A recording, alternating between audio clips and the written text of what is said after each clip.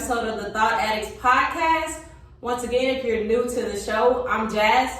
And I'm Geneva. We're going to be taking a look at a book that we both read called The Code of the Extraordinary Mind. And from this book, we got a couple of ideas and thinkings surrounding it. And we pulled one of our favorite quotes to kind of get us started. There's a big difference between bending to life's necessities and blindly accepting that you must live your life through a preconceived rule. All right, it was a little difficult for me to read that, but I made it through. So, do you want to talk about some preconceived rules or thinkings that you were brought up with? With me, I was kind of like a PK. My mom was a PK. If you don't know what that is, like a preacher's kid. And so, like, just kind of growing up in that type of environment, it was a lot of like, do this, do that, don't do this, do this. And then it was more so like, you really didn't have the opportunity to kind of like, in your mind, you probably questioned a lot of things that you heard, but you knew better than to kind of ask, like, what or why are we doing this, or why can't I do this? And, you know, like, I mean, all of our parents probably had these rules and stipulations that you kind of had to follow. And even if they didn't, you know, like there was just certain things that they would say, you just knew better than to kind of question. And so, I'm gonna kind of let Geneva kind of tell a little bit about like how she kind of, her culture was growing up. So yeah, like Jazz stated, my culture was completely different. My younger years, I lived with my mom until I was like maybe second grade, and then I lived with my dad. Then in between that, my grandparents ended up taking me, and I ended up moving back with my mom. So I was moved around a lot, and I had a lot of different dynamics and parental figures to really place their rules and their beliefs on me. So I was really raised with, you know, a lot of different perspectives, and that plays into, you know, a person's personality and, you know, traits and characteristics. But then we were reading, Jazz told me to read The Code of the Extraordinary Mind. And that's when I was able to really try to drive through those thinkings and beliefs and rules that were placed on me. So now we're here to kind of just give you guys a little bit of background knowledge, information about the book, and really just see what you guys think, I guess.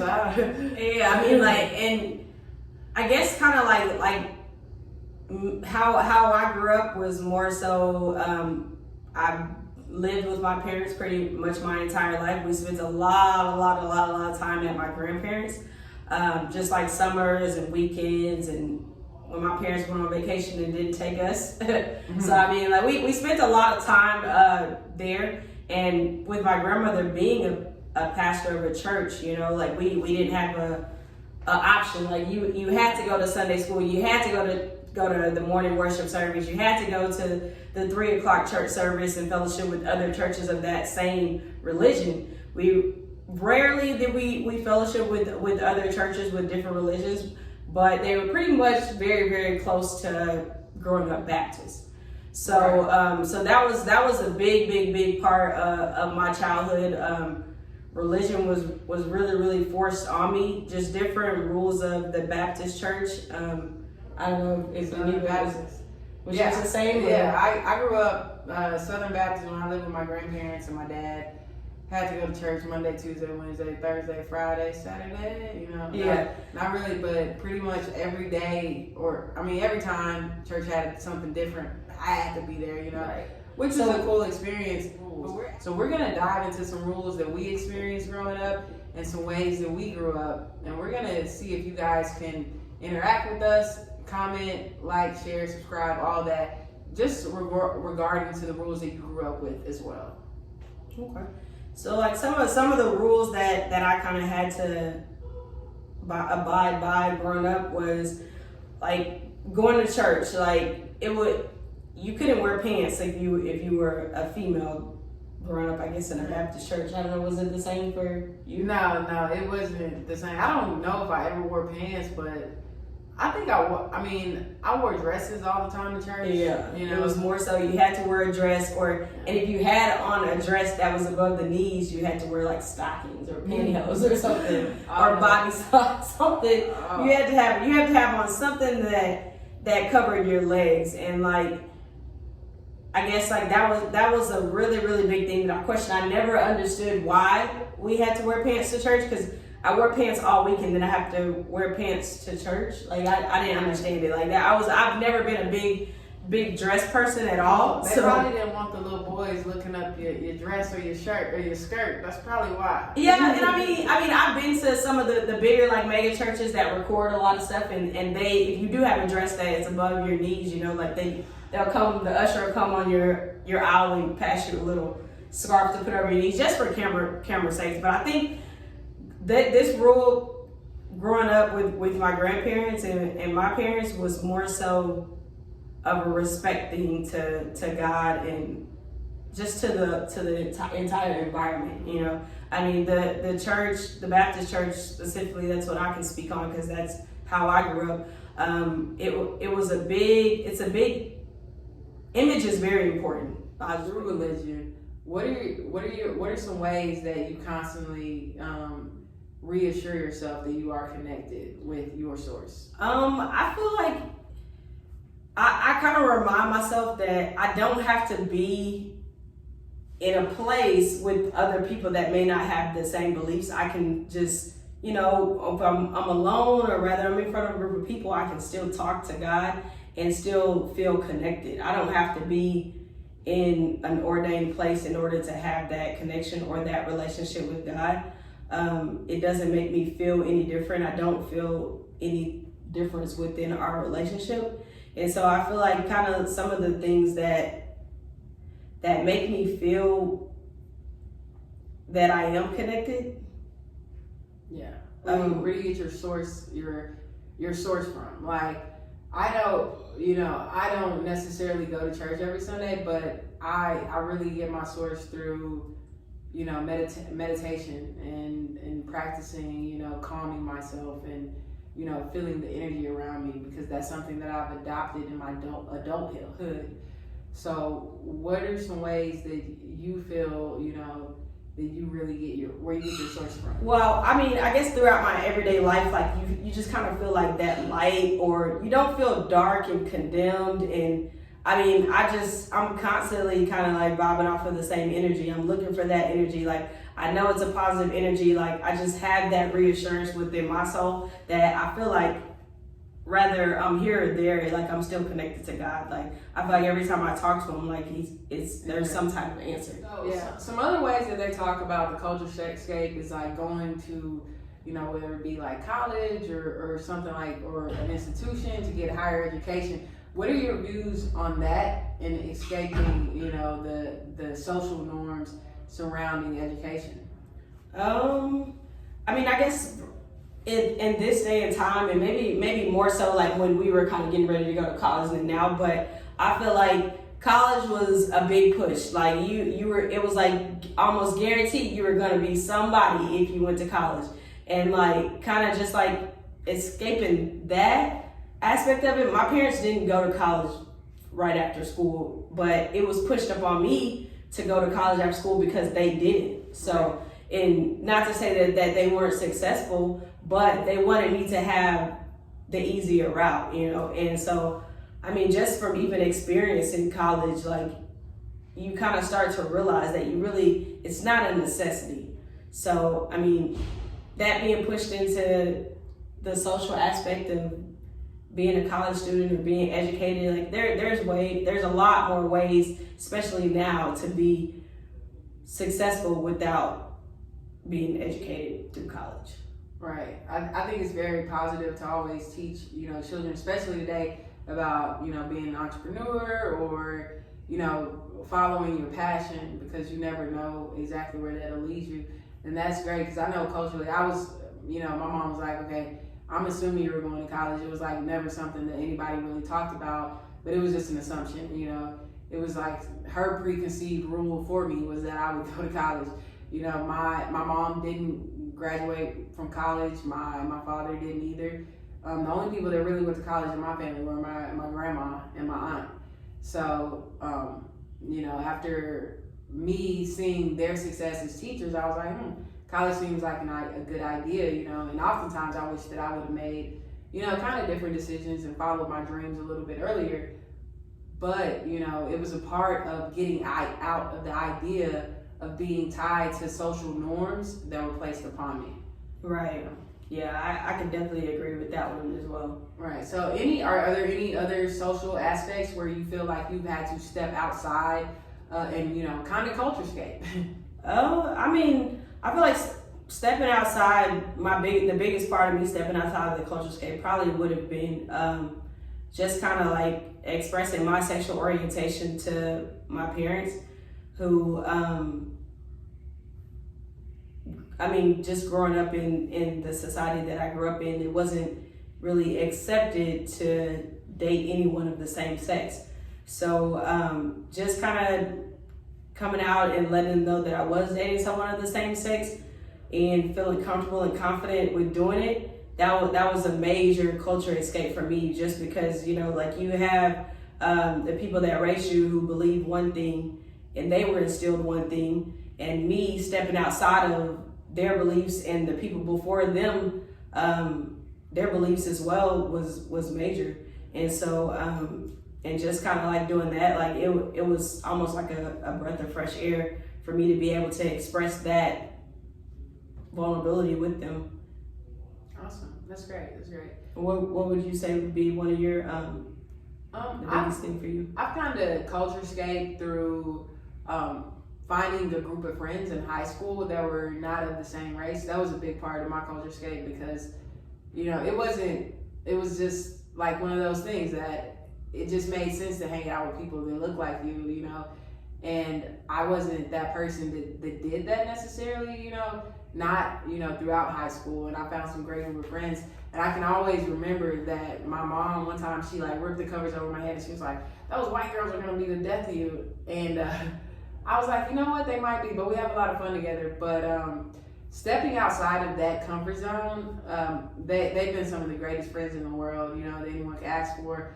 As far as dependability, being trustworthy, and always having my back. So that was a perfect opportunity to see another race, a religion, outside of what you see in the media, outside of what, you know, your parents might tell you about certain type of people. And it was a time that, you know, for me was a tough time, because I, again, after, you know, culturescaping and having a diverse group of friends, I had to kind of culturescape from being around those friends and understand that it was that I could make really powerful connections with people that look like me. Not that I didn't know that, but I was able to make friends of the same race when I went to college, and I was like, this is awesome too, you know. So now I have like this great rainbow colored group of friends, which is awesome. Okay, so were there any like adversities that you had to face, like your friends being of another race, like maybe from their parents, or?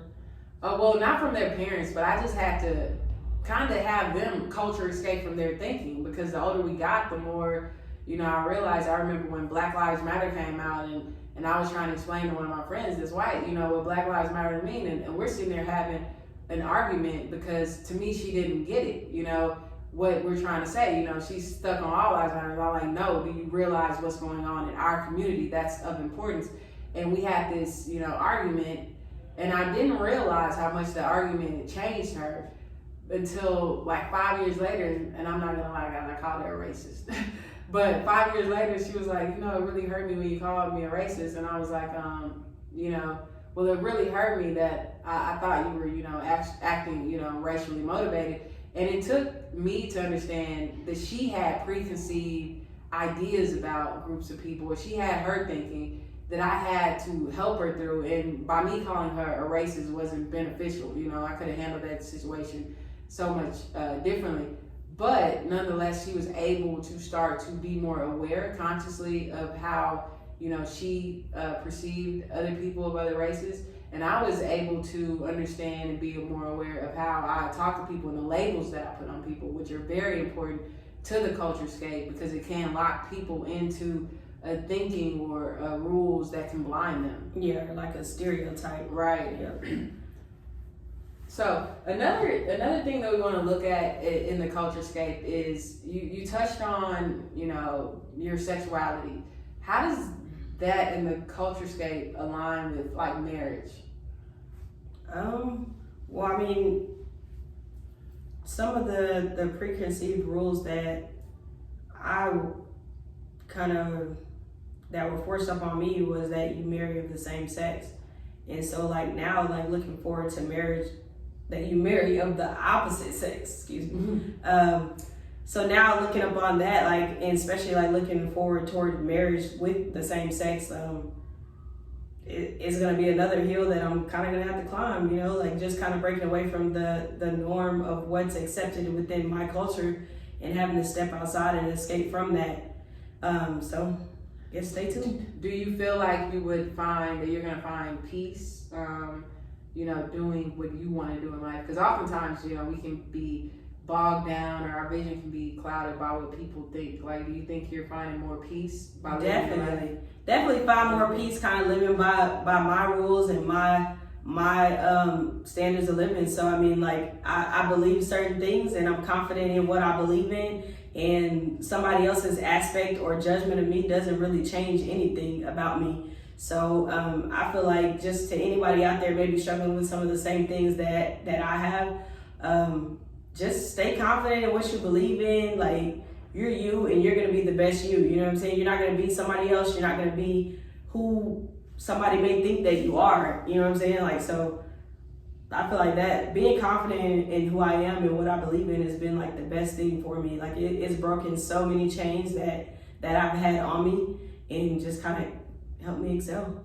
Right. And while reading the Culturescape, one big thing for me, like, just to sum it all up, it was really about being at peace with yourself and with your own understanding, your beliefs, and as a whole being completely, at peace with who you are as a person. And, from social aspects, we find these dynamics, with our peers, and we find the dynamics with our parents, that it's kind of hard to make us escape from the culture. Is there any tips that you would give someone trying to escape from any situation? I would definitely, like, number one, like, forget the rules. Like, the Code of the Extraordinary Mind talked a lot about the rules. Can you tell them what the rules are? And the rules are like just bullshit rules, like stuff that was just somebody else believed and they pushed it on you and now you're forced to believe it. So I mean, the best thing you could do is, and not all of them are bad, like you're gonna believe in some of them and some of them you're not, but the ones that you don't believe in, just confidently know that this isn't something that I believe in, and take value in the stuff that you do believe in and stay confident with that.